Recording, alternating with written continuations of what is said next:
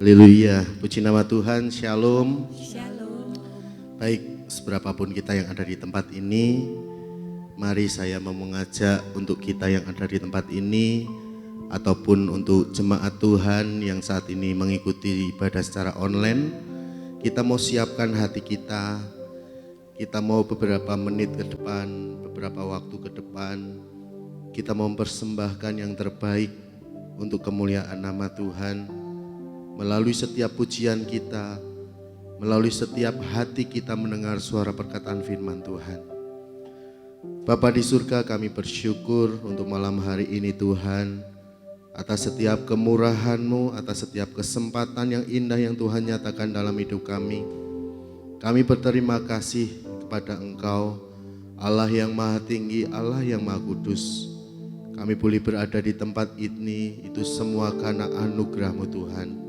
Biarlah saat malam hari ini Tuhan kami boleh bersama-sama memberikan pujian yang terbaik untuk kemuliaan nama Tuhan. Kami boleh memberikan hati yang terbaik untuk terus dipersembahkan untuk hormat kemuliaan nama-Mu ya Bapa. Terpujilah nama-Mu Tuhan, Engkau memimpin setiap kami, urapi setiap kami, bahkan Tuhan memberikan kami kuasa, lawatan akan dari Engkau ya Bapa. Terima kasih Tuhan, kami serahkan semuanya di dalam nama Tuhan Yesus Juru Selamat kami. Haleluya. Amin. Mari kita mau siapkan hati kita mau katakan dengan segenap hati, kita menyembah, memuji kepada Tuhan. Haleluya, terima kasih Tuhan. Dengan segenap hati ku menyembah, memuji sampai seluruh bumi bersujud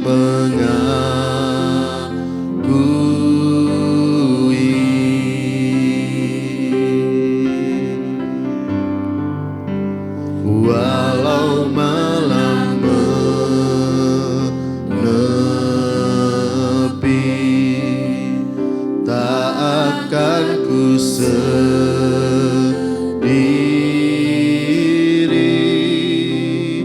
Kasih yang menerangi,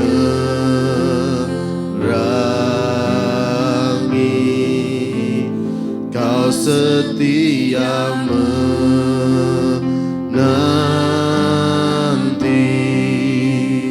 haleluya, haleluya,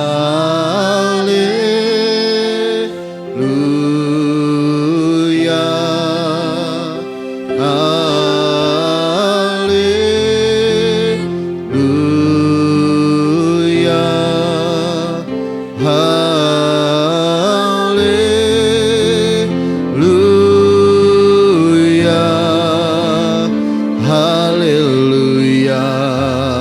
Kau Allahku, haleluya,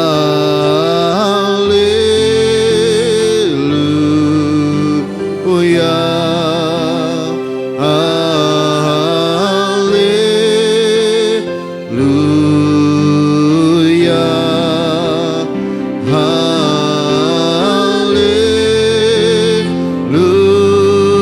haleluya, haleluya. Kau Allahku. Kita mau kembali katakan, walau malam menepi, walau malam menepi,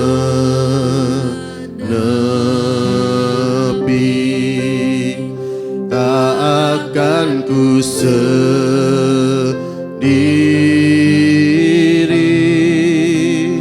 Kasih yang menerangi,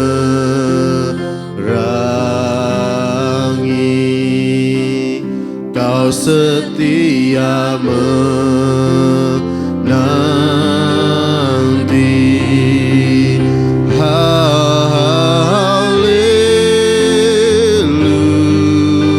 Haleluya, haleluya.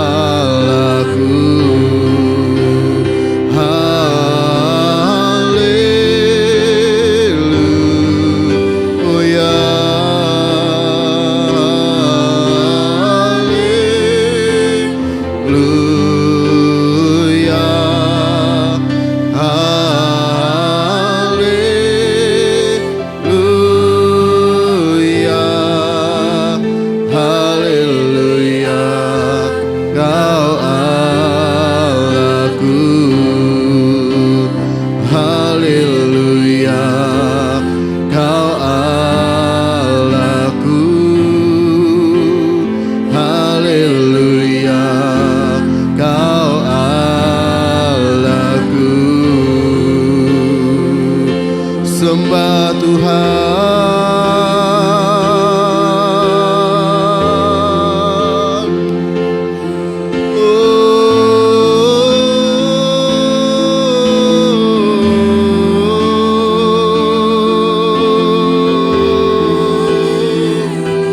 Haleluya.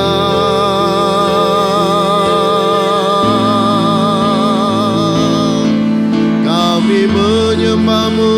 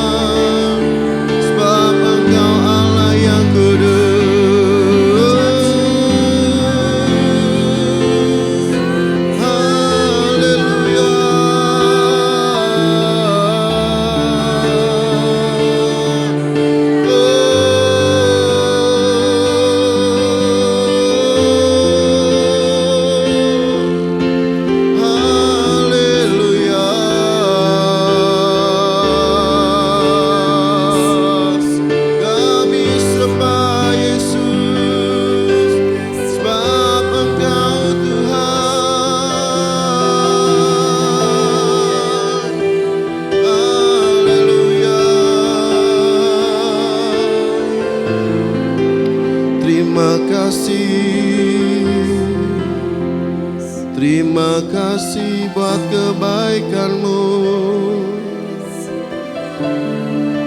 Terpujilah Tuhan. Biarlah saat sore hari ini Tuhan, saat malam hari ini, kami boleh bersama-sama dengan penuh hati, dengan rasa syukur kami, memandang wajah-Mu, memandang segala kemuliaan yang akan dari Tuhan. Biarlah saat malam hari Tuhan, kami boleh bersama-sama memberikan yang terbaik melalui setiap pujian kami. Karena kami yakin dan percaya Engkaulah Bapa yang baik, yang sangat kami cintai. Terima kasih Tuhan. Terima kasih.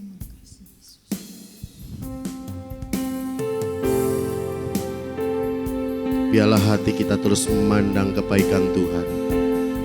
Biarlah hati kita terus memandang kemurahan yang Tuhan nyatakan dalam hidup kita. Terima kasih.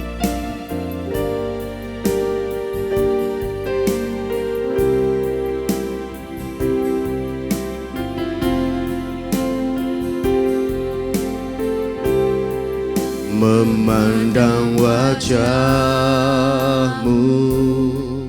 rasakan kasih-Mu, tinggal dekat-Mu, tinggal dekat-Mu setiap saat di dalam hidupku.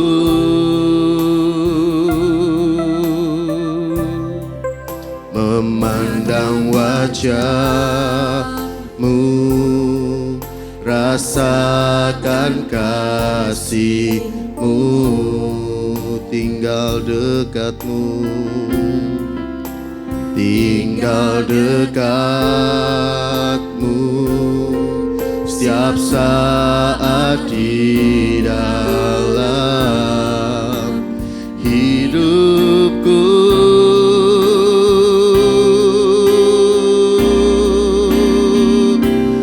Bapakku yang baik, sangat ku cinta, kasih-Mu padaku semakin nyata ku rasakan. Kaulah Bapakku yang baik, penuh karunia, ku bersyukur selalu kepadamu Bapa. Kita mau kembali katakan, memandang wajah-Mu, memandang wajah-Mu, rasakan kasih-Mu,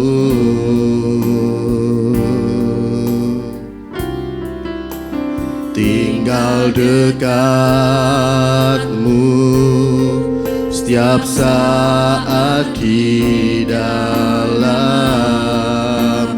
hidupku.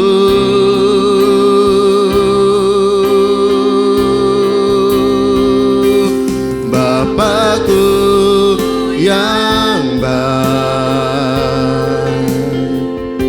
sangat ku cinta,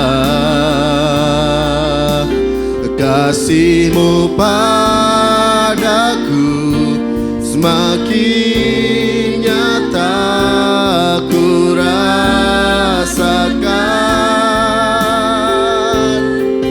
Kaulah Bapakku yang baik, penuh karunia, ku bersyukur selalu kepadamu Bapa. Bapakku yang baik, Bapakku yang baik, sangat ku cinta, kasih-Mu padaku semakin nyata ku rasakan. Kaulah Bapakku yang baik, penuh karunia, ku bersyukur selalu kepadamu Bapa. Bapakku yang baik,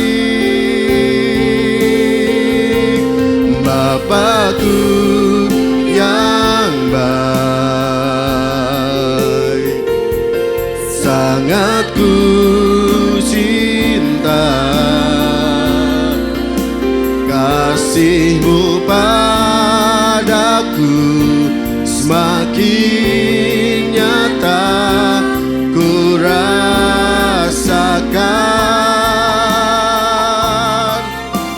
Engkaulah Bapa-Ku yang baik, penuh karunia. Ku bersyukur selalu kepadamu,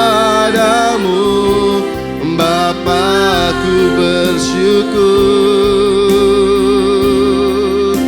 Ku bersyukur selalu kepadamu, Bapa, ku bersyukur. Ku bersyukur selalu kepadamu, Bapa. Puji nama Tuhan. Tuhan itu adalah Tuhan yang baik dalam setiap kehidupan kita. Kita akan bersama-sama sebentar memberikan korban persembahan kita. Mari kita mau mempersiapkan yang terbaik untuk kemuliaan nama Tuhan. Nanti dengan kasih Kristus, Ibu Jimmy akan berdoa untuk persembahan yang akan dijalankan. Haleluya. Terima kasih Tuhan. Untuk malam hari ini Engkau sudah memberi kami kesehatan untuk kami bisa menikmati hadirat-Mu Tuhan. Karena malam ini kami mengadakan persekutuan itu bukan karena satu kekuatan kami Tuhan, tapi itu semua karena kasih anugerah-Mu Bapa. Amen. Dan kami sudah menaikkan puji-pujian kami Tuhan. Biarlah pujian kami berkenan dan berbau harum di hadapan-Mu. Dan sebentar Tuhan, kami memberikan sebagian dari harta kami Tuhan, memberikan persembahan untuk Engkau Tuhan. Kiranya Engkau yang menguduskan, mensucikan Tuhan, dan Engkau yang mengembalikan Tuhan, dan Engkau memberkati umat yang mengerjakannya Tuhan. Engkau berkati keluarganya, Engkau berkati semua yang akan dilakukannya Tuhan. Terima kasih Bapa, segala puji hormat kemuliaan hanya bagi-Mu. Hanya di dalam nama Tuhan Yesus kami berdoa. Haleluya. Amin. Amin. Kita akan angkat pujian Tuhan, sungguh ku bersyukur indahnya kasih Tuhan. Tuhan, sungguh ku bersyukur, Kau menyertai hidupku selama ini. Bapa, ku berterima kasih untuk kasih setiamu yang tak pernah berakhir.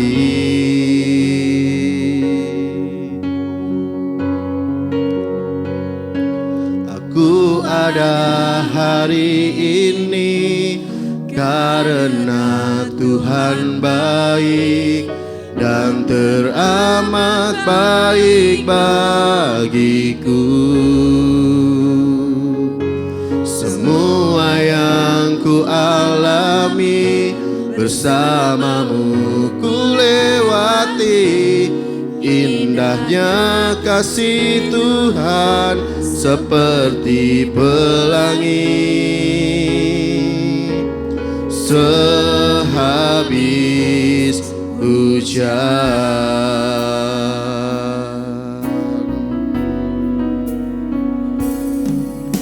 Tuhan, sungguh ku bersyukur, Kau menyertai hidupku selama ini Bapa. Ku berterima kasih untuk kasih setiamu, untuk kasih setiamu yang tak pernah berakhir. Aku ada hari ini karena Tuhan baik dan teramat baik bagiku. Semua yang ku alami bersamamu ku lewati, indahnya kasih Tuhan seperti pelangi. Sehabis hujan, pada hari ini, karena Tuhan baik dan teramat baik bagiku. Semua yang ku alami bersamamu ku lewati, indahnya kasih Tuhan seperti pelangi. Sehabis hujan, indahnya kasih Tuhan seperti pelangi. Indahnya kasih Tuhan seperti pelangi. Sehabis hujan. Puji nama Tuhan, terima kasih untuk setiap persembahan yang sudah diberikan. Tuhan Yesus memberkati. Kita akan bersama-sama sebentar mendengar firman Tuhan. Tapi mungkin sebelum kita mendengar firman Tuhan, ada yang mau membagikan kesaksian? Ada yang mau bersaksi untuk Tuhan? Kalau belum ada, mari kita mau siapkan hati kita. Kita mau persiapkan hati yang terbaik buat Tuhan, untuk kita mendengar suara perkataan firman Tuhan. Biarlah melalui setiap perkataan firman Tuhan kita boleh diubahkan. Pemikiran kita boleh semakin diubahkan. Mindset kita terus semakin diubahkan dan semakin sempurna di hadapan Tuhan. Terima kasih Tuhan. Terima kasih.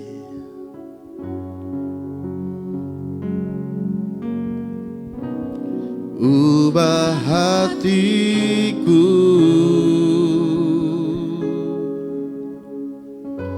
seputih salju,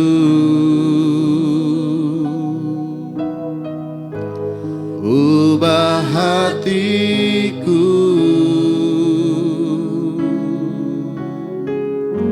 seperti Kau Yesus. Ubah hatiku, ubah hatiku seputih salju,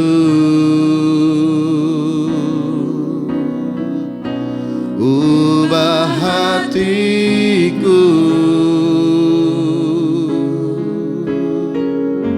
seperti Kau Yesus.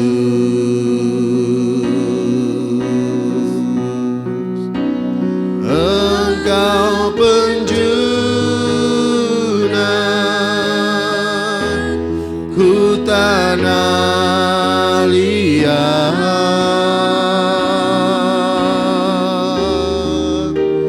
bentuk jadi baru. Ini doaku, Engkau penjunan, Engkau penjunan ku tanah liat,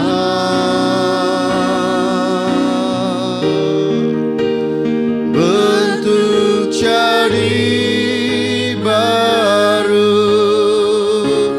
Ini doaku, ubah hatiku. Mari saya undang untuk setiap kita bisa bangkit berdiri. Seputih salju, ubah hatiku seperti Kau Yesus. Engkau penjunan, Engkau penjunan. Waktu selanjutnya serahkan kepada hambanya. Tanah liat,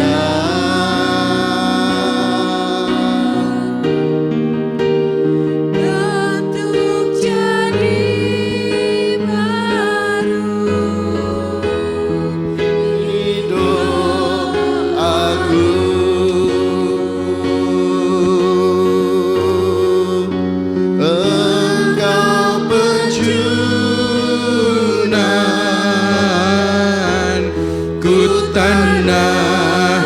mulia.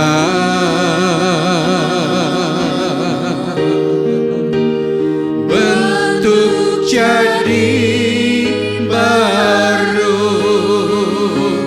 ini doaku. Ubah hatiku, ubah hatiku, seputih salju. Haleluya. Ubah hatiku seperti Kau, Yesus.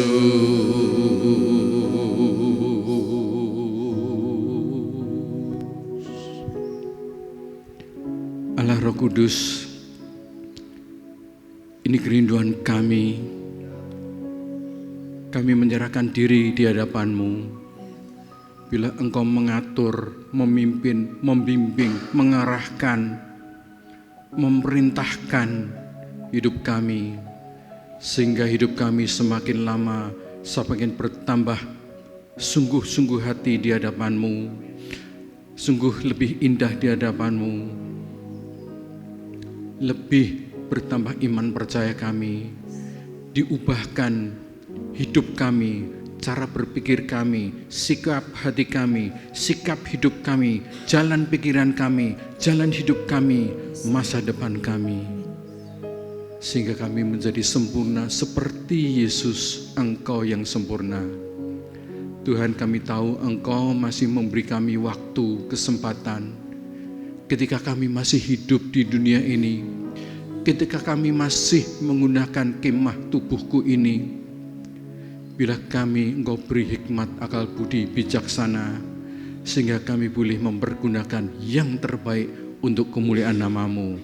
Tuhan, proses hidup kami terus, sehingga hidup kami semakin diperbaharui sampai seperti Engkau. Haleluya.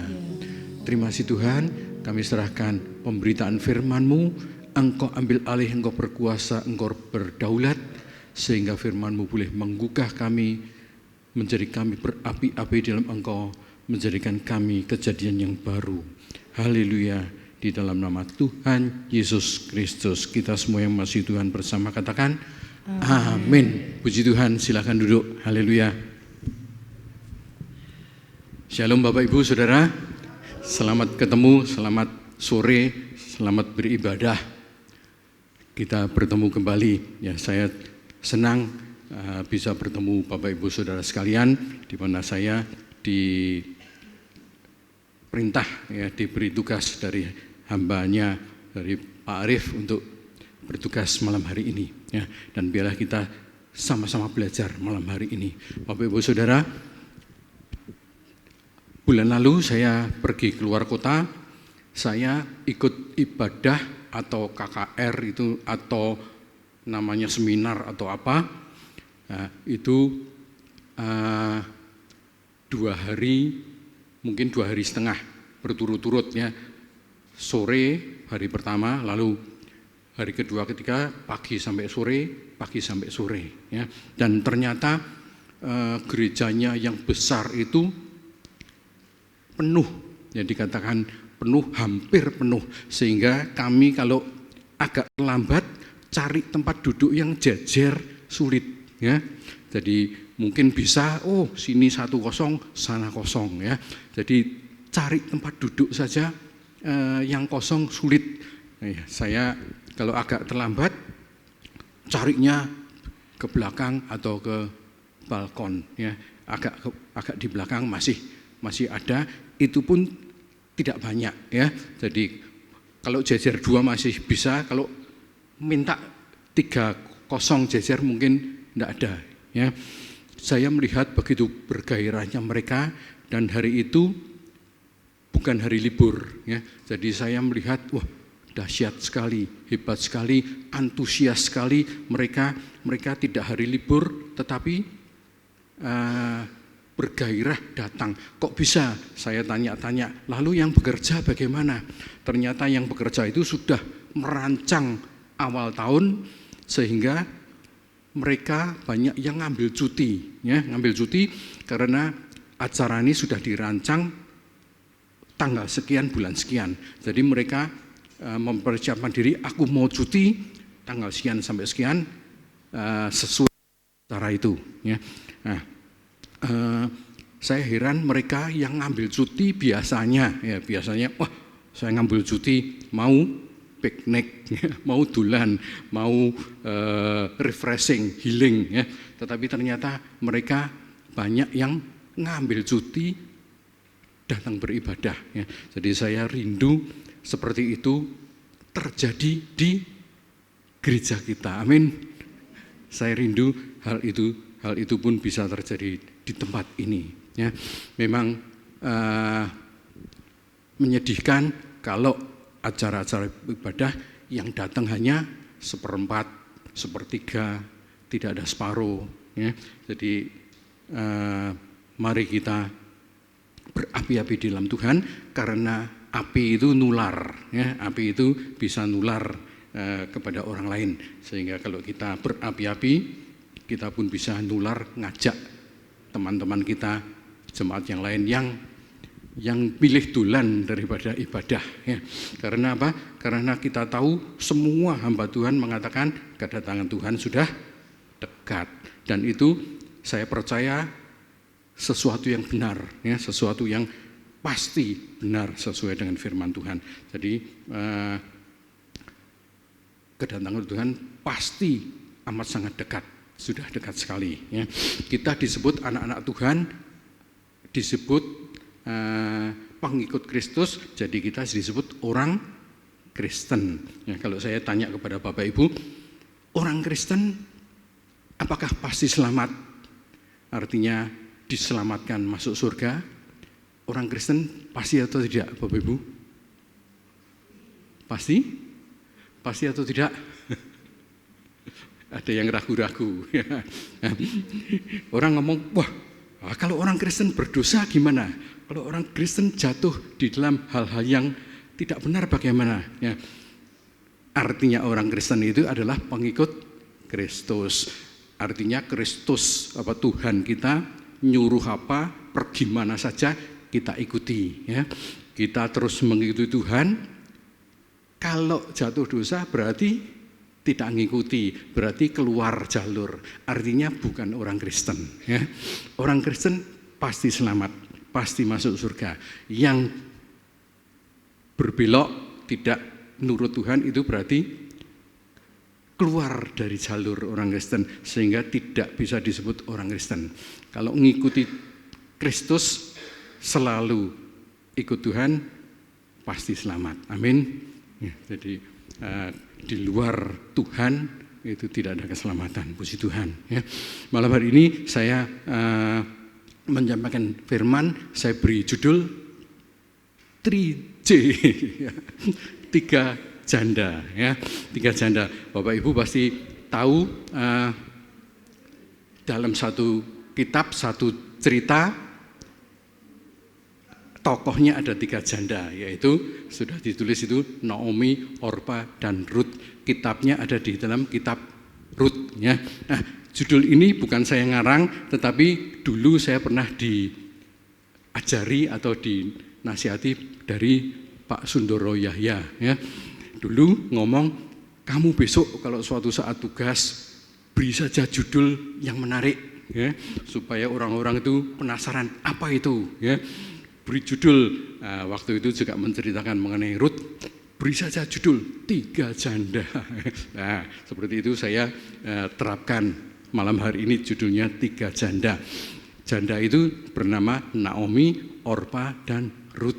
Kita kalau baca ceritanya terdapat di dalam kitab atau buku firman Ruth, ya, kitab Ruth. Ya. Ternyata Ruth itu sendiri asalnya dari orang kafir, ya, dari Moab. Kenapa kok bisa jadi tokoh yang luar biasa, menjadi tokoh yang hebat? Bahkan Ruth sendiri ini menjadi gambaran gereja Tuhan, ya. Nah, karena Ruth dari orang kafir percaya Tuhan, ya. Dari orang yang tidak terhitung imannya percaya kepada Tuhan sehingga menjadi dahsyat, menjadi contoh yang luar biasa ya. Nah, Bapak Ibu Saudara jangan khawatir dengan predikat janda ya, Tuhan pun memperhatikan janda ya. Jadi Tuhan pun tidak mengesampingkan ya. Kalau ibu-ibu baca di Janda Sarfat ya, itu menjadi tokoh yang terkenal di Alkitab ya. Waktu bertemu dengan Nabi Elia, janda ini suatu saat anak satu-satunya laki meninggal, tetapi ditolong Tuhan melalui Nabi Elia bisa hidup lagi ya. Janda yang lain, ada yang janda miskin memberi 2 peser uang ya, itu diperhatikan oleh Tuhan ya. Jadi Tuhan memperhatikan, jangan khawatir ya, puji Tuhan ya. Kitab Rut ini kemungkinan ditulis oleh Samuel dan diperkirakan ditulis dari tahun 1975 sampai 1050 sebelum Masehi ya. Jadi sudah sekian ribu tahun dari sekarang ya. Jadi kalau kita baca Rut ini sesuatu yang indah dan menjadi contoh bagi kita. Sebelumnya mari kita baca dahulu bergantian di dalam Rut 1 ayat 1 sampai 6 bergantian ya. Mohon bisa ditayangkan Rut 1 sampai 6. Saya akan awali ayat 1. Bisa dibuka. Kalau tidak bisa mohon. Oh, ini sudah ya. Ya. Ayat 1. Pada zaman para hakim memerintah, ada kelaparan di tanah Israel. Lalu pergilah seorang dari Betlehem Yehuda beserta istrinya dan kedua anaknya laki-laki ke daerah Moab untuk menetap di sana sebagai orang asing.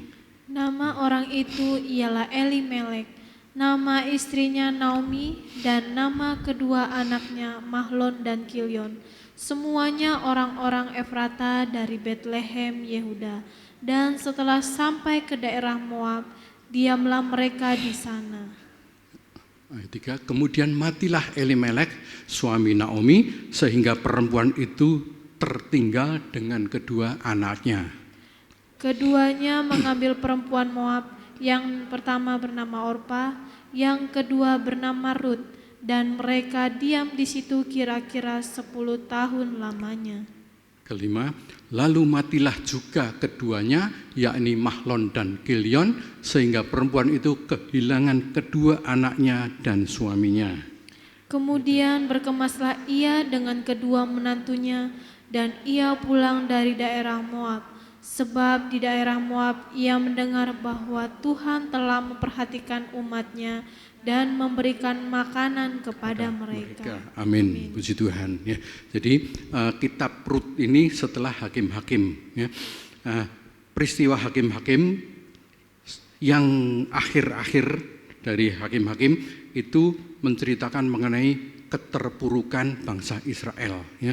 Bangsa Israel perang dipimpin oleh hakim, seorang diganti hakim lagi, sampai terakhir perang terus sampai yang terakhir bahkan perang suku saudara sendiri ya. Suku Benyamin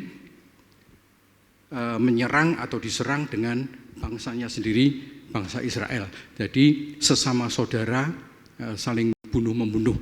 Jadi Israel itu akhir dari cerita Hakim-Hakim itu semakin terpuruk, semakin menderita, hancur, dan itulah masa-masa kegelapan bagi bangsa Israel.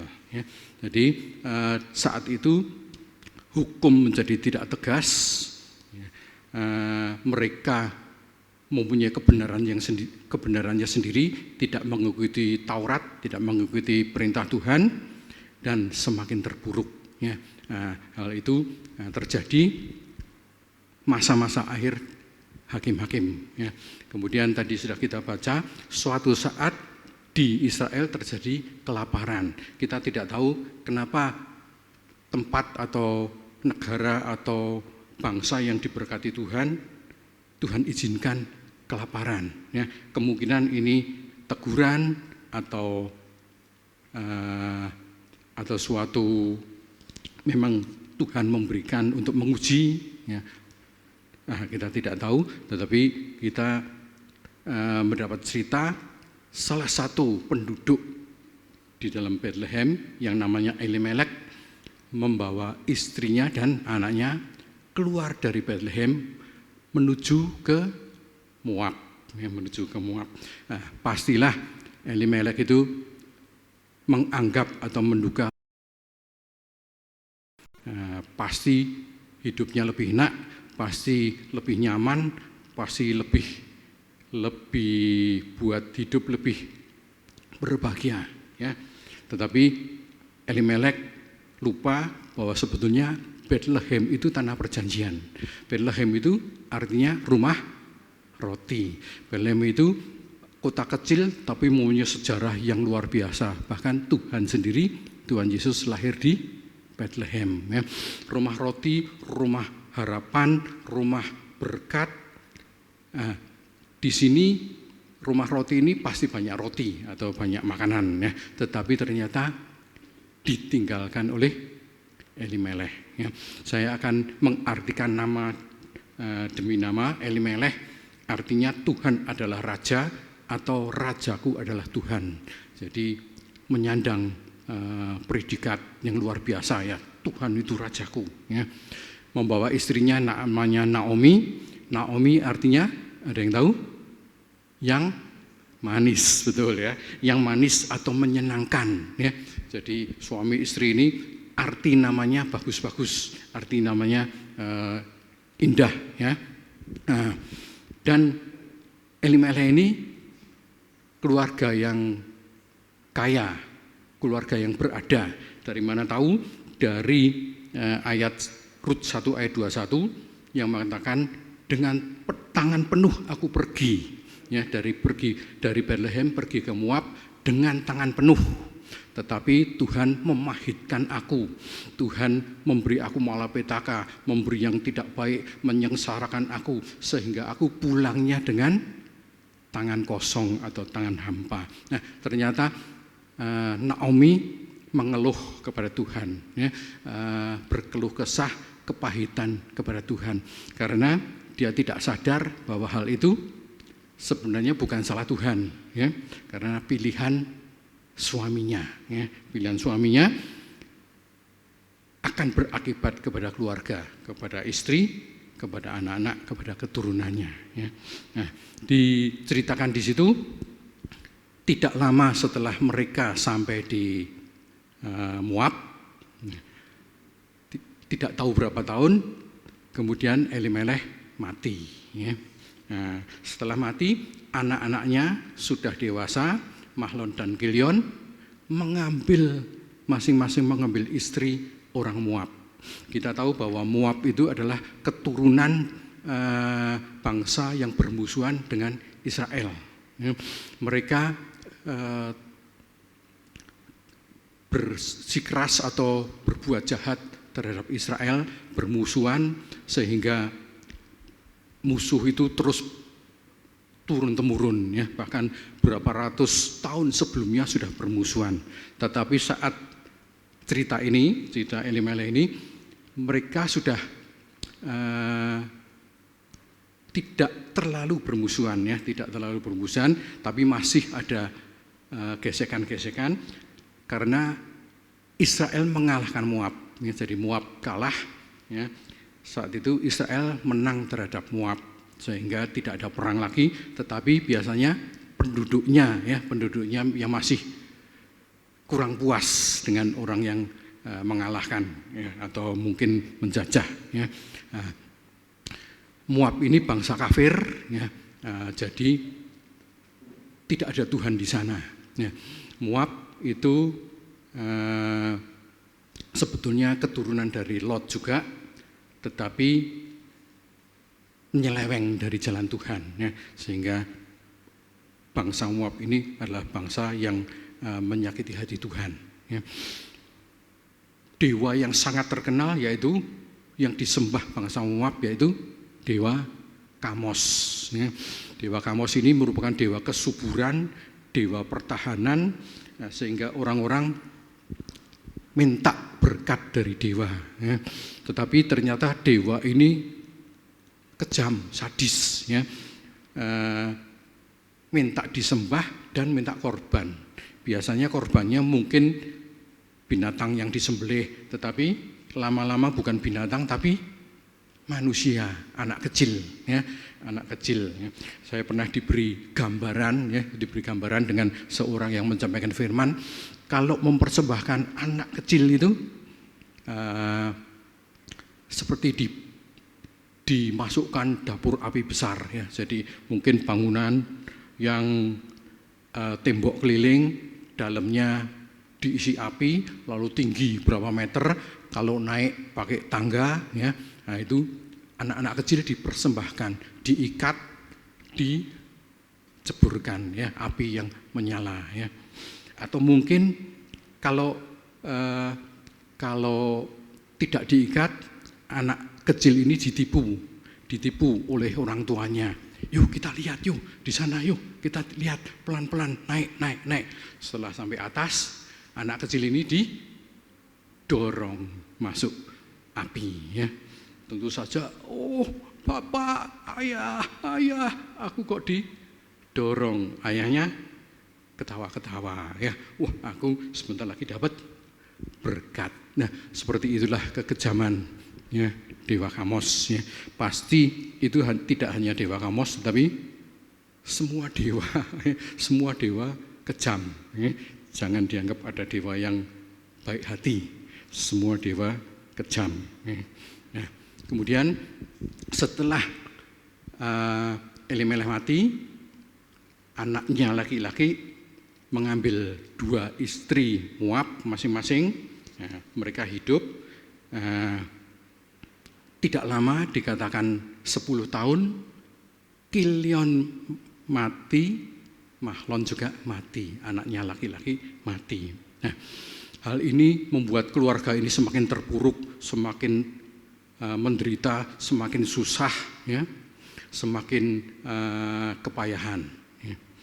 Bagaimana supaya kita jangan terjadi seperti itu? Bagaimana hal itu jangan sampai terjadi di keluarga kita?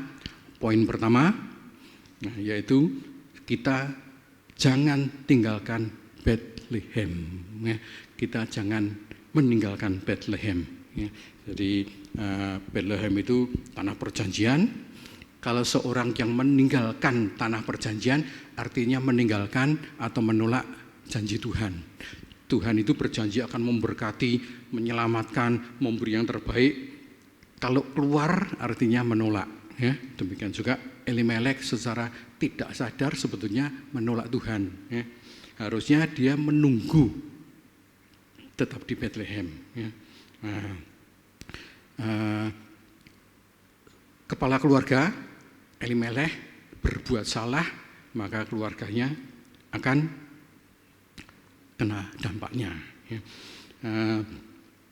Dikatakan Elimelech, Naomi, Mahlon, Kilion itu berasal dari Efrata di Bethlehem Yehuda. Efrata artinya berbuah atau subur. Ya. Efrata ini banyak dipakai nama-nama, nama toko, nama-nama tempat. Ada juga yang namanya Gordon Efrata. Itu nama yang bagus, ya. Jadi sering dipakai, ya, itu subur berbuah, ya, puji Tuhan, ya. Kemudian Bethlehem sendiri tadi artinya rumah roti, ya. Simbol harapan, simbol keselamatan. Sebetulnya jangan ditinggalkan, tetapi ternyata ditinggalkan oleh satu keluarga Elimelech ini. Ya. 2 orang ayah ibu, arti namanya bagus, ya. Tetapi anaknya laki-laki namanya Mahlon dan Kilion. Bapak Ibu tahu artinya Mahlon? Sakit, ya, betul. Ya, Mahlon artinya sakit atau lemah. Ya. Kilion artinya hampir sama juga, artinya juga lemah atau kurus, ya. Jadi yang gemuk-gemuk tidak cocok ya dikasih nama Kilion. Kilion lemah atau kurus, ya. Nah, Mahlon yang menjadi suami Rut, Kilion yang menjadi suami Orpa, ya. Kemudian setelah mengambil 2 perempuan Moab, itu sebetulnya melanggar perintah Tuhan, ya. Karena di Ulangan 23 ayat 3 mengatakan seorang Amon atau Moab dan keturunannya tidak boleh masuk jemaah Tuhan, ya. Artinya tidak boleh masuk ikut di dalam menjadi keluarga Tuhan atau keluarga Allah. Mereka Amon atau Moab ini di luar Tuhan, ya. Jadi karena bangsa ini bangsa yang kejam, tidak punya Allah, punyanya dewa, sampai keturunan ke-10 pun tidak boleh masuk jemaah Tuhan, ya. Nah, jadi mereka dianggap orang luar, orang asing, ya. Dan bangsa Israel sendiri sebetulnya tidak boleh bergaul dengan bangsa Moab, apalagi kawin, ya. Apalagi kawin, artinya kawin campur dengan bangsa kafir, sangat tidak boleh. Tetapi ternyata keluarga ini, Mahlon dan Kilion, melanggar, ya, melanggar, ya. Nah, perkawinan itu sebetulnya membawa nama, ya. Kamu orang mana, kawin dengan siapa, ya, itu membawa nama, ya. Kita juga membawa nama keluarga. Kita kawin dengan siapa, kita tidak hanya dengan satu orang, tapi perkawinan ini melibatkan keluarga, ya. Jadi kalau seseorang ini berbuat salah, berbuat dosa, biasanya keluarganya ikut tercoreng, ya, ikut kena dampaknya. Nah, Bapak Ibu Saudara, kita pun menjadi keluarga Allah, ya. Kita menjadi keluarga gereja di sini. Kalau ada satu orang yang berbuat nyeleweng, berbuat salah, pasti itu jemaat mana, gereja mana, GPT yang kena. Kita pun menyandang keluarga Tuhan, ya. Nah, kalau kita jatuh di dalam dosa, pasti orang tanya, anak Tuhan kok koyo ngono, ya, yang kena Tuhan, ya. Jadi Bapak Ibu, kita ini menyandang nama Tuhan, ya, yang harus kita jaga. Nah, ternyata Mahlon dan Kilion melanggar perintah Tuhan. Nah, Bapak Ibu, nama Mahlon Kilion ini tidak baik, ya. Coba Bapak Ibu punya anak dinamai yang jelek, ya. Sakit, ya. Lemah, ya. Kan tidak benar, ya. Saya dulu punya pegawai, mungkin saat mengandung ditinggal suaminya, mungkin ya suaminya pergi atau nyeleweng atau apa, sehingga anak ini lahir tidak ada bapaknya, ya. Lalu pegawai saya ini, ibu ini, ya, pasti sedih, dikasih nama Pilu, ya. Sedih dan pilu, dikasih nama Pilu sampai besar, ya. Jadi kalau manggil Pilu, ya, sampai sekarang, ya, ada sungguh, ya. Jadi nama kok seperti itu, harusnya nama itu sing bagus, indah, ya. Namanya indah kan bagus, atau ayu, wah, itu ayu terus, ya. Itu kan bagus. Kalau laki Budi, ya. Arif, wah, itu kan bagus-bagus, ya. Ya, jadi kalau punya anak, pilih nama yang bagus, ya. Ada lagi pegawai saya kurus, badannya tinggi kurus, tapi namanya gendut. Namanya kurus tapi namanya gendut, ya, tidak cocok, ya. Ada lagi teman saya namanya Gombloh, nah, kan tidak ada arti, ya. Jadi jangan memberi nama yang tidak benar, ya. Nah, William Shakespeare, tahu ya, pujangga yang terkenal di dalam filmnya Romeo Juliet, ya, di dalam suatu adegan Julietnya atau Romeo-nya saya lupa pernah ngomong what's in a name, ya. What's in a name artinya apa sih arti sebuah nama? Cuma nama saja kok, nama itu tidak punya apa-apa. Contohnya mawar, harum, diberi nama apa saja tetap harum, ya. Jadi wah, nama itu tidak ada pengaruhnya. Bapak Ibu jangan keliru, nama itu banyak pengaruhnya dalam hidup kita, ya. Kalau nama itu sekedar nama tidak ada pengaruhnya, pasti Tuhan tidak merubah nama. Tuhan kan sering merubah nama, ya. Di Perjanjian Lama juga, Perjanjian Baru juga. Yakub diganti Israel, ya. Abram diganti Abraham, Sarah diganti Sarai, ya. Nah, Perjanjian Baru juga ada Saulus diganti Paulus. Itu semua ada artinya, ya. Jangan menganggap hanya nama saja, ya. Nama itu banyak artinya. Kalau Bapak Ibu buka di Google nama-nama lucu atau aneh di Indonesia, Bapak Ibu akan ketemu yang aneh-aneh. Ada orang yang namanya Tuhan, ada orang yang namanya syaiton, setan, ada lagi yang namanya nabi, ya. Pak Nabi, kan aneh, ya. Ada yang lebih lucu lagi namanya jasujan, ada itu ya dibuka, ya. Ada lagi yang namanya aneh, ANEH, ya. Nama orang itu aneh, ya. Ada lagi yang kelihatannya bagus tapi artinya jadi lucu. Wanita namanya Dita Leni Rafia. Satu orang namanya siapa? Dita Leni Rafia. Kalau disebut Dita Leni Rafia, nah, itu kan lucu, aneh, ya. Jadi kita memberi nama yang baik. Kalau nama dewa ya jangan, kalau saya ya jangan, ya. Kalau dewa perempuan namanya apa? Kalau dewa itu biasanya laki, kalau perempuan Dewi, ya. Nah, Dewi itu dewa perempuan, ya. Kalau saya ya jangan diberi nama Dewi. Kalau terlanjur Bapak Ibu punya anak atau siapa, kalau bisa ya jangan dipakai, ya. Itu ada artinya, jangan sembarangan, ya.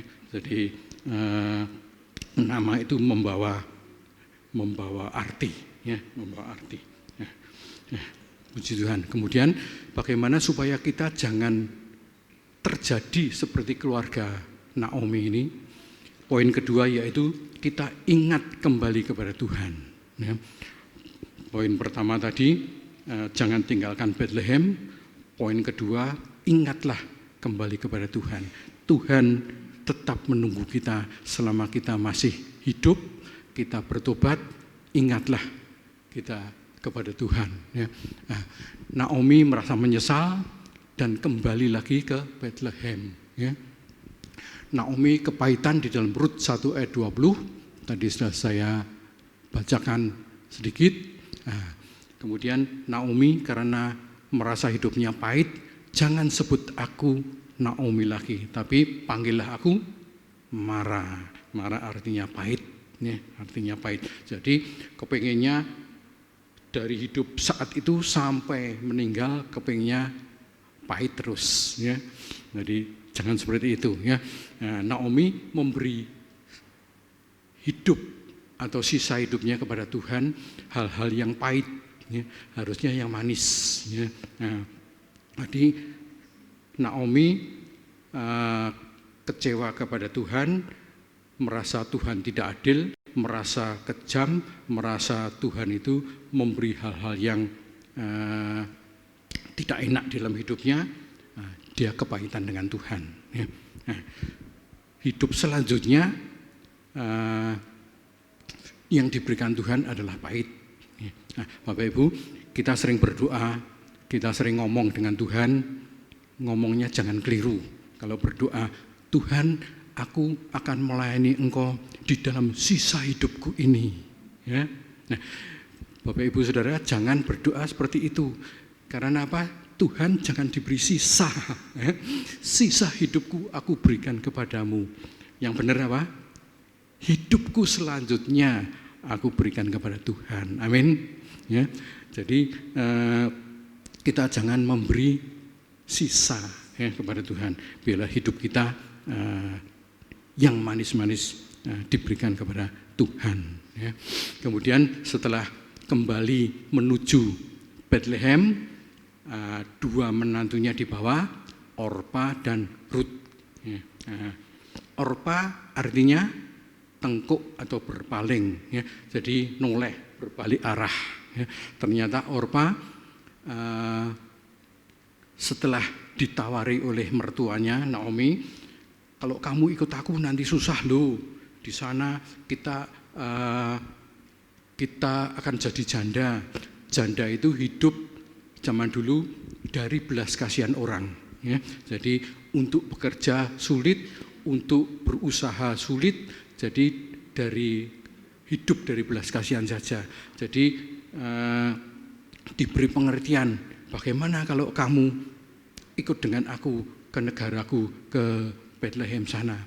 Hidupnya tidak enak, saya sudah tidak punya anak laki lagi, karena zaman dulu ada hukum kawin ipar. Ya. Kalau anak laki mati, adiknya laki kalau belum menikah harus meneruskan, harus kawin dengan kakak iparnya. Ya. Nah, jadi Naomi ini ngomong, aku sudah tua, aku sudah tidak mungkin punya anak lagi. Kalaupun aku malam ini kawin lalu punya anak, mosok kamu akan nunggu sekian puluh tahun kawin. Ya. Tidak usah, kamu pulang saja ke negaramu. Ya. Kemudian Orpa berpaling. Ya. Tengkuk atau berpaling dengan berpelukan, dengan menangis, pamit dengan Naomi pulang ke negaranya. Ya. Kemudian Naomi mengatakan kepada Rut, ya, kepada Rut, itu iparmu sudah pulang ke negaranya, pulang ke bangsanya, dan pulang kepada Allahnya. Ya. Jadi itu sudah balik mengikuti Allahnya lagi. Ya. Nah, tetapi untung Rut sudah berpaut dengan Naomi. Saya percaya bahwa Naomi memberi pengertian-pengertian pengenalan akan Tuhan sehingga imannya timbul. Ya. Jadi hubungan Naomi dengan semua menantunya, termasuk Rut, termasuk Orpa, ternyata baik, ya, karena mereka mau mengikuti mertuanya, tetapi Orpa kembali, tetapi Rut ternyata mau terus ikut ke negaranya. Ya. Pasti Naomi memberi iman, ya, memberi contoh iman kepada Rut, sehingga Rut mau ikut Naomi. Rut mengatakan, jangan desak aku, jangan paksa aku. Kalau ibu pergi, aku juga ikut pergi.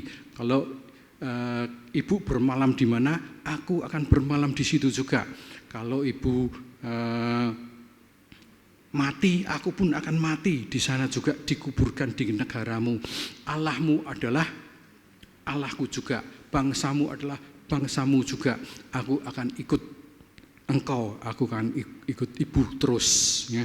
Nah, saya percaya bahwa ini karena dorongan Roh Kudus. Ya.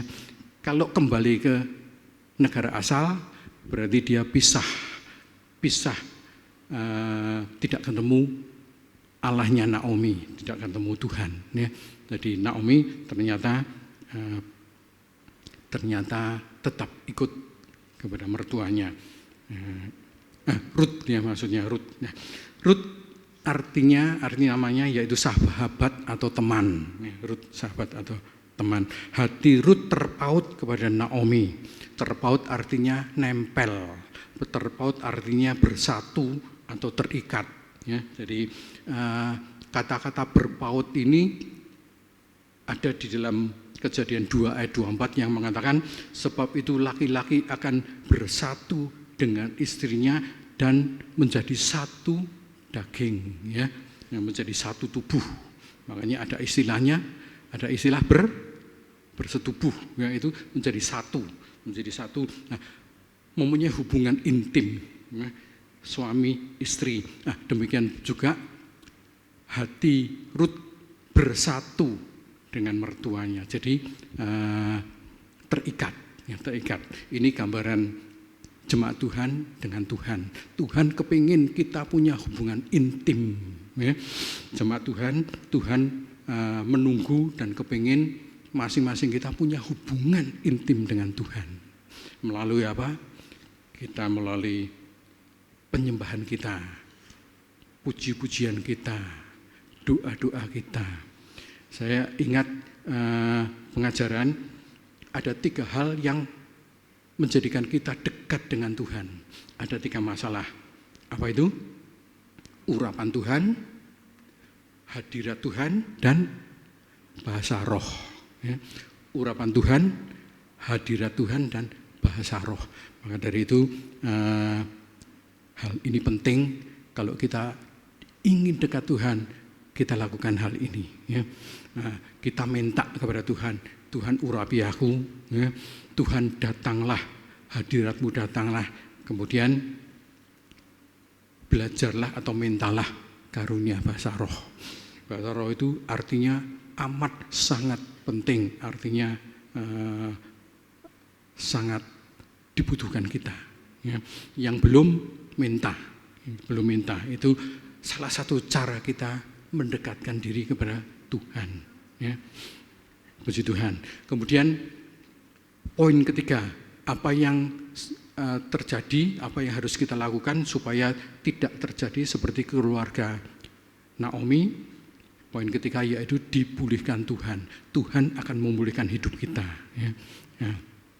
Setelah Rut dan Naomi ini masuk kembali ke negerinya, ke kotanya yaitu Bethlehem, ternyata saat itu sedang panen jelai, panen gandum, panen tumbuh-tumbuhan, ya. Nah, dikatakan di Rut 2 ayat 3, kebetulan ia berada di tanah milik Boas yang seorang kaya raya. Jadi Rut itu ngomong dengan mami mertuanya, dengan Naomi, aku tak kerjanya yaitu ngambil jelai, ya, seperti gandum, jelai yang tercecer di lahan orang yang dipanen, ya.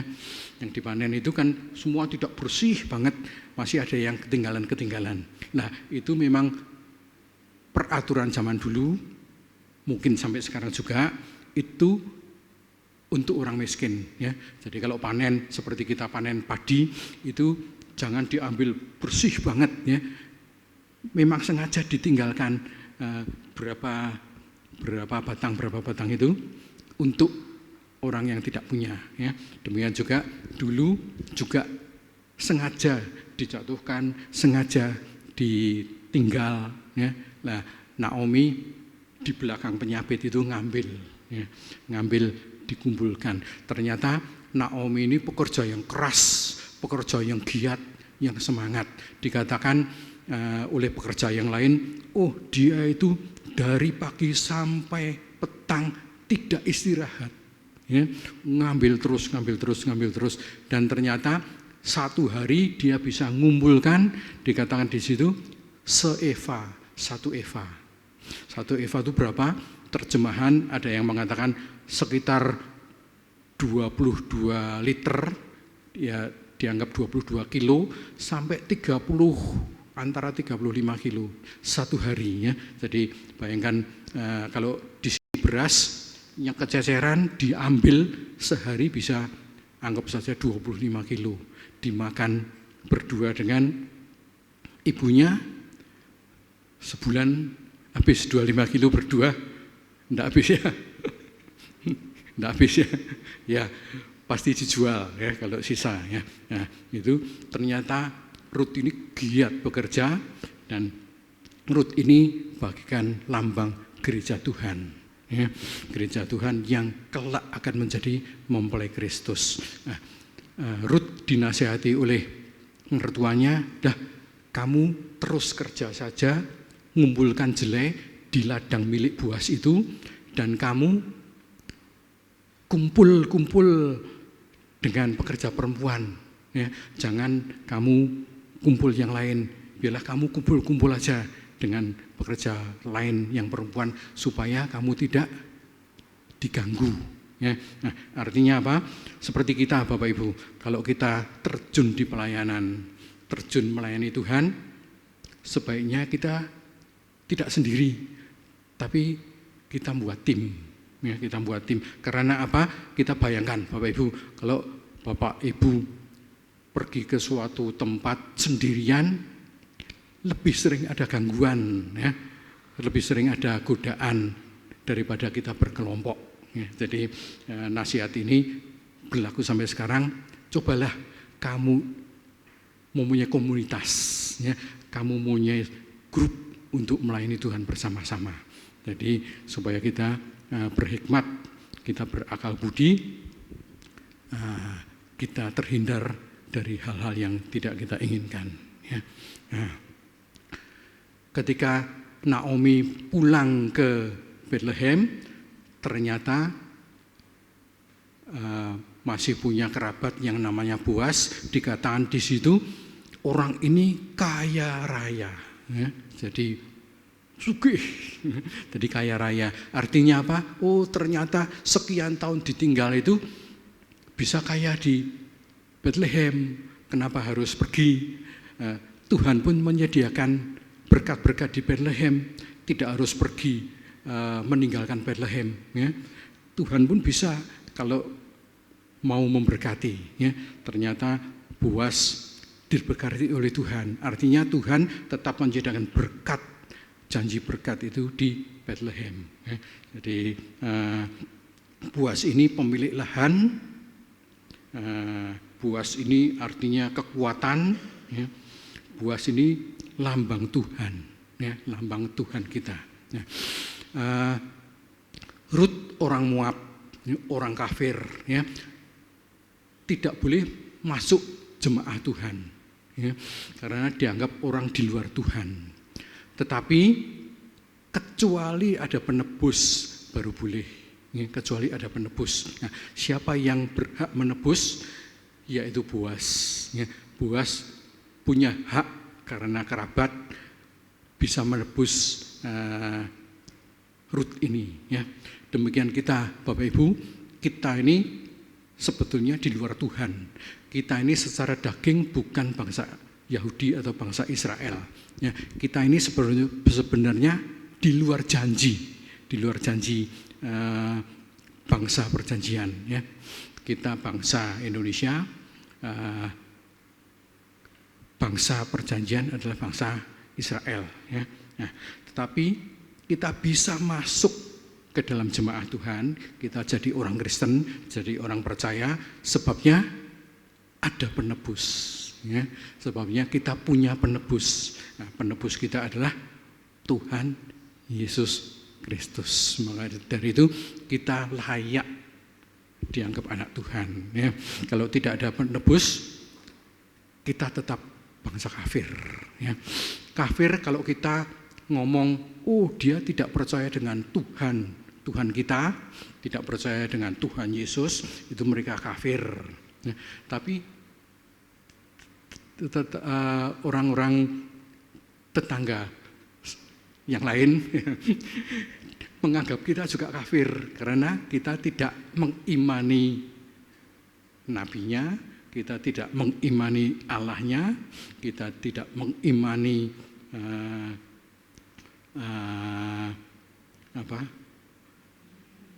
yang dipercaya ya, nabi yang bisa menebus mereka, kita tidak mengimani itu, jadi mereka pun menganggap kita kafir. Ya, jadi kalau kafir itu siapa yang menilai dulu ya. Kita juga menganggap mereka kafir, mereka akan menganggap kita kafir. Jadi artinya jangan khawatir kalau kita dianggap kafir, podo-podo, tapi yang beda Allah kita yang lain ya. Satu-satunya Allah yang hidup ya, kita ya. Satu-satunya juru selamat yang mati dan bisa hidup ya. Bapak Ibu cari sekian ratus tahun, sekian ribu tahun kan tidak ada nabi yang bangkit dari mati ya, hanya satu, Tuhan kita, puji Tuhan, haleluya ya. Nah, jadi Boas itu wajib menebus ya, menebus, dan kalau menebus itu artinya mengikuti hukum yang dahulu berlaku. Menebus artinya ngambil jadi istri ya. Jadi ngambil jadi istri. Rut diajari oleh Naomi, suatu saat sewaktu panen ya, Boas pasti tidur di suatu tempat. Cobalah kamu datang kepada Boas diam-diam malam-malam, jangan kelihatan orang lain, kamu mandi wangi berurap, kemudian kamu tidurlah di kakinya ya. Nah, Bapak Ibu jangan membayangkan hal yang negatif ya. Ini tradisi zaman dulu ya. Hal seperti ini tidak ada yang pelecehan atau apa ya. Memang tradisi begitu. Jadi itu bukan sesuatu yang negatif ya. Jadi ternyata Boas malam-malam bangun, ada perempuan di sini, ditanya, "Oh, kamu siapa?" "Akulah hambamu Rut." Ya. Kemudian Rut ngomong, "Engkaulah orang yang berhak menebus aku." Ya. "Oh, engkaulah orang yang berhak." Kemudian Boas ngomong, "Oke, kalau gitu besok hal ini akan aku urus. Tetapi selain aku masih ada famili lain, kerabat lain, sedulur lain yang punya hak juga. Aku akan tanya kepada dia, kalau dia mau nebus, artinya kamu ditebus, kamu jadi istrinya dia. Kalau tidak, kamu tak tebus aku, jadi istriku." Ya. Nah, ternyata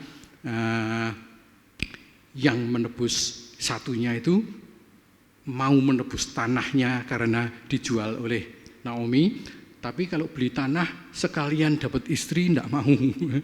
Wah, aku cuma tanah tok mau, tapi harus memperistri Rut, tidak mau. Ya. Nah, ternyata yang mau Boas. Ya. Nah, kemudian kita tahu ceritanya, Rut dikawini Boas, kemudian lahirlah keturunan, yaitu Obed. Obed mempunyai anak Isai. Isai mempunyai anak Daud. Itulah asal dari Mesias. Ya, kemudian keturunan selanjutnya lahirlah Yesus Kristus. Ya, jadi ternyata dari orang yang tidak terhitung, dari orang yang berdosa, dari bangsa kafir, kalau dia sudah ditebus, dia layak di hadapan Tuhan. Ya, Bapak Ibu, kita juga seharusnya tidak layak. Kita seharusnya tidak ada janji keselamatan. Tetapi puji Tuhan, kita punyai Allah yang hidup, yang amat sangat murah hati, dan Dia masih menunggu kita sampai sekarang. Nama kita tercantum di buku kehidupan. Ya. Nama-nama Bapak Ibu Saudara. Tapi nama ini tetap atau bisa terhapus? Masih bisa dihapus. Ya. Jadi kita harus hati-hati. Namaku tertulis di buku kehidupan, tapi bisa terhapus kalau kita jatuh dosa tidak bertobat. Maka dari itu mari kita terus mumpung masih hidup, mumpung kita masih diberi kesempatan. Kalau tiba saatnya ku tak berdaya lagi, aku sudah jadi berkat. Ya, jadi mari kita pergunakan hidup kita seperti Rut dulu yang tidak punya apa-apa, miskin. Kalau kembali pasti menjadi peminta-minta atau jadi pemulung. Ternyata benar ya, jadi pemulung, tapi progresif, naik tingkat, naik tingkat, naik tingkat. Sehingga pada zaman dulu kalau orang kaya seperti raja, bagaikan raja. Jadi Rut ini seperti jadi permaisuri, ya, tingkatnya tertinggi. Ya. Nah, jadi orang yang dicintai Boas, orang yang mencatat sejarah sepanjang masa. Puji Tuhan. Jadi Rut ini progresif, naik tingkat, naik tingkat, naik tingkat. Ya. Ada orang yang cerita, oh Pak, teman saya juga progresif Pak, naik tingkat. Ya. Dulu dia sering ngambil lalu minum apa itu? Alkohol. Dari gelas kecil meningkat Pak, sekarang jadi gelas besar, gluk gluk gluk gluk gluk. Meningkat lagi Pak, tidak pakai gelas, pakai langsung botol. Ternyata Pak, sekarang dia dulu begitu, sekarang sudah gini Pak, sudah gini. Oh, berarti sudah bertobat, sudah dulu minuman keras, sekarang sudah berdoa. Oh bukan Pak, sekarang sudah pakai galon. Progresif, pasti progresinya bukan yang seperti itu. Ya. Jangan seperti itu ya. Kita progresif hal yang benar. Jadi mari kita yang belum kita lakukan sampai saat ini, minta waktu terus kepada Tuhan, kita akan lakukan. Yang dulu saya sering katakan, kita pernah melakukan sesuatu yang tidak berkenan di hadapan Tuhan, kita minta pengampunan. Ya. Nah, saya sarankan jangan tidak minta pengampunan. Walaupun Bapak Ibu pernah melakukan sesuatu 10 tahun yang lalu, 20 tahun yang lalu, 30 tahun yang lalu, belum minta pengampunan, mari saatnya Bapak Ibu harus minta. Tuhan kan tidak pernah ngomong, oh itu sudah lama kok diomong lagi. Kan tidak pernah gitu Tuhan. Ya. Tuhan menunggu dulu 30 tahun yang lalu kamu pernah berbuat salah, kamu belum minta ampun kepadaku. Misalnya begitu. Nah, kesempatan hidup kita, jangan kita menganggap enteng didikan Tuhan. Nah, mari kita terus mendekat diri kepada Tuhan. Puji Tuhan. Dan kita ingat bahwa kenapa Elimelech dan keluarga terpuruk, jatuh, miskin, sengsara, karena yang pertama yaitu dia meninggalkan Bethlehem. Jadi jangan kita tinggalkan Bethlehem. Ada satu nyanyian yang mengingatkan kita bahwa jangan kita tinggalkan Bethlehem kalau kita tidak mau jatuh. Ya. Jangan tinggalkan Tuhan Yesus kalau kita akan mendapat keteduhan. Ya. Kita akan rajin datang beribadah di kebaktian. Tuhan akan beri sukacita, girang kepada kita. Karena upahmu besar di surga. Puji Tuhan, kita akan nyanyi bersama-sama lagu Kudo, biarlah menginspirasi kita. Haleluya.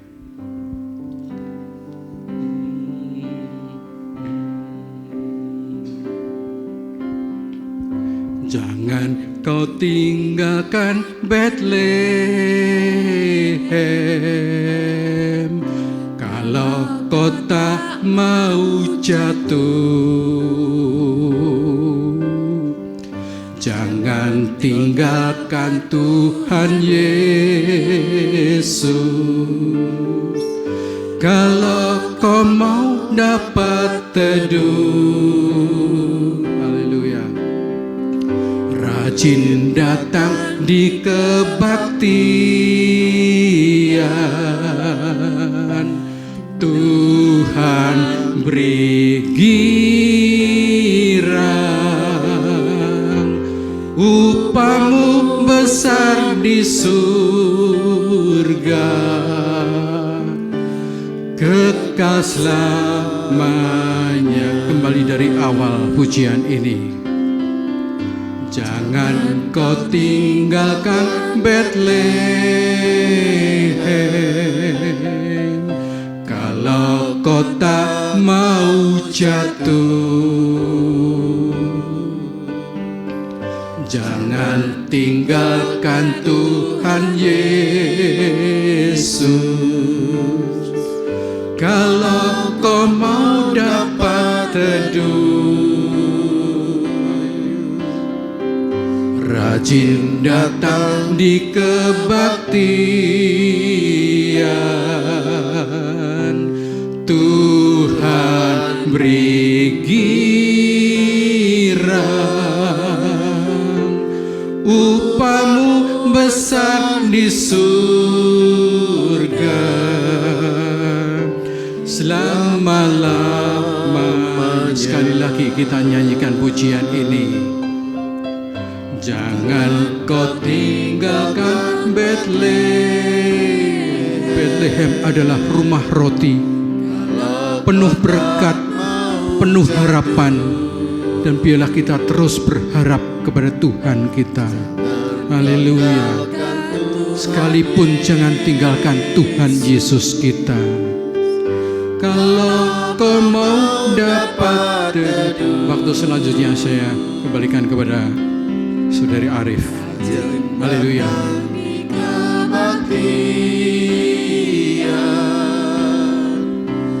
Tuhan beri girang,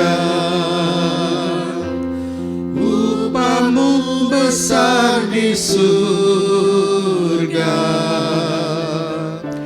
kekal selamanya.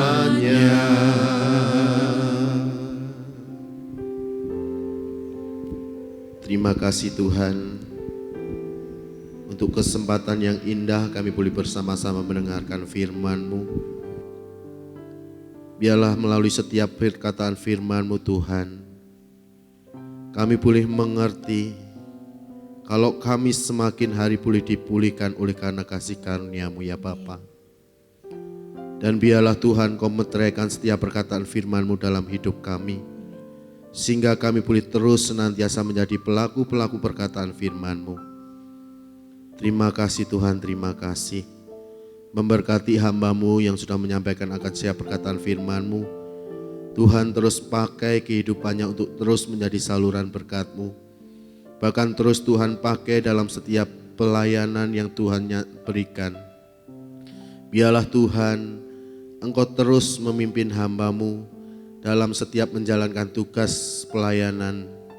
Biarlah Tuhan semakin hari memakai hamba-Mu semakin dahsyat lagi ya Bapa. Terima kasih Tuhan, terima kasih. Begitu juga untuk setiap kami yang boleh hadir saat malam hari ini. Kami bersyukur, kami berterima kasih atas setiap kesempatan yang indah yang Tuhan berikan dalam hidup kami ya Bapa.